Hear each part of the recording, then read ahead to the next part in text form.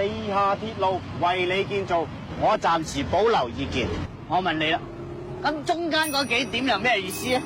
呢樣嘢我唔明啊，要問設計嗰個先得。我話俾你聽啊，最好填幾個字落去。嗱，地下鐵路唔煩你嗰陣就係為你建造。做乜咁大火氣啊？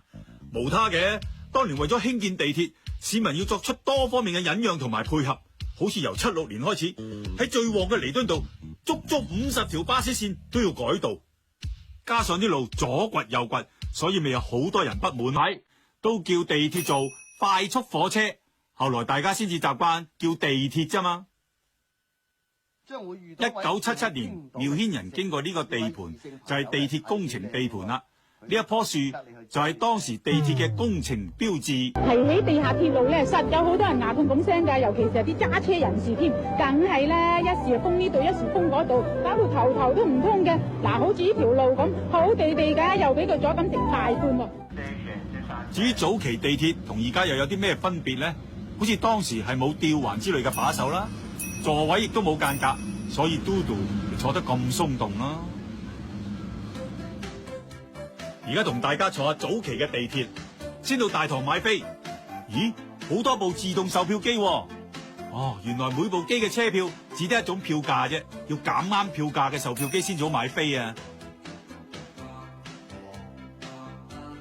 好似喺1981年，3個2人錢就可以由中環去到觀塘啦。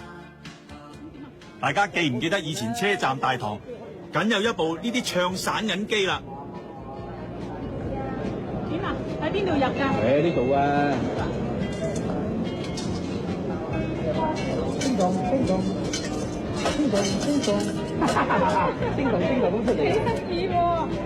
仲可以換5毫，嗰架機仲可以換2毫。行啦，買飛啦，講咁多。買咗飛就可以入閘。以前搭地鐵一定係一人一張地鐵飛，啲飛係特製嘅。呢啲磁卡車飛上面會注明金額，好似呢一張單程車票就係2蚊車飛。後來地鐵推出儲值飛，有唔同嘅面額。呢張飛上面有2個學生哥，代表學生飛。呢個公仔又代表乜嘢呢？原來係小童飛。小童儲值飛係賣20蚊。以前啲人用儲值飛貪佢夠抵，唔理剩翻幾多錢都可以坐任何一個站，所以當時好多人計到盡，用到張飛剩得幾毫子，然後搭過海慳翻唔少嘅。睇睇呢個機關，原來係票務處嘅窗口嚟嘅，由職員人手操作佢哋轉動，而家就用咗一個凹槽代替，雖然方便咗，不過冇以前咁得意啦。大家仲記唔記得以前同而家坐火車到底有啲咩分別呢？車嚟啦，再見。再見。大家睇睇4個，可以企喺火車門邊同大家揮手道別，好危險㗎喎。再睇睇南紅佢哋落火車之後，架火車就開出啦。哇，人人都伸個頭出窗口，好牙煙嘅。以前坐火車有一大特色，就係可以買零食、汽水、雞髀、香口膠，總之乜都有。香口膠、汽水啊！通常火車行緊嘅時候，就有人拎住個竹籮兜售，買排香口膠食下，可以過下口癮之餘，亦都可以消磨時間。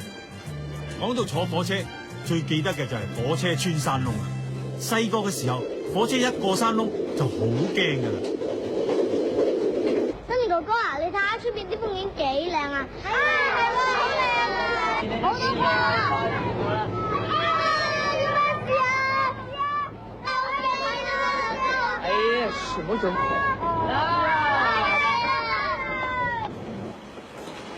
以前柴油火車燃燒柴油嘅味道好臭，喺山窿入面積住咗呢啲氣味，所以火車入山窿嘅時候，連閂窗都要閉氣先至得。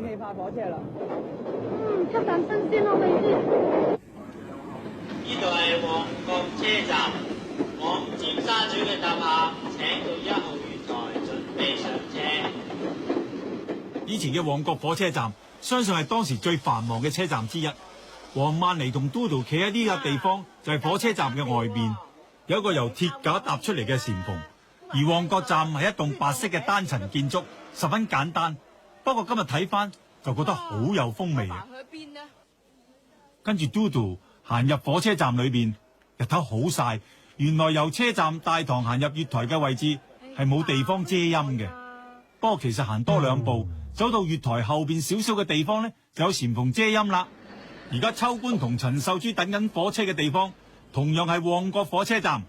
佢哋企嘅位置就係簷篷底，望出去仲見到旺角嘅樓景添。候車嘅乘客不要企緊月台邊，不要行落路軌。廣西架車即將到站。好啦，跟住嘟嘟同蝦叔離開旺角火車站。旺角火車站係建喺山丘上邊，一出車站就會行到呢條斜路，下面呢條街就係亞皆老街。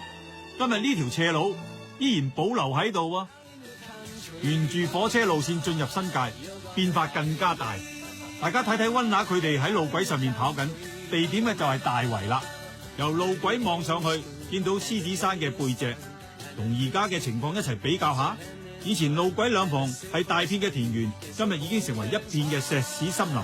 今日嘅路軌更加係行人止步。